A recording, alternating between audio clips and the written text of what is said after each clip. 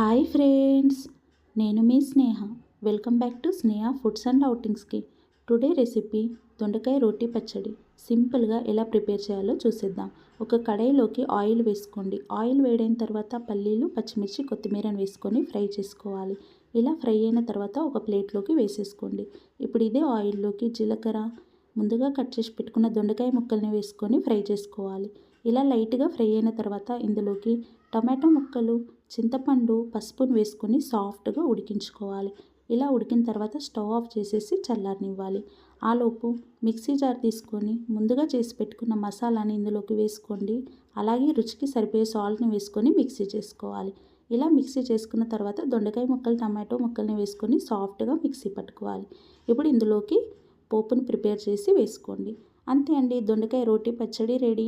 ఈజీగా 8 to 9 days పాటు store చేసుకోవచ్చు. మరి ఈ వీడియో మీకు నచ్చింది అని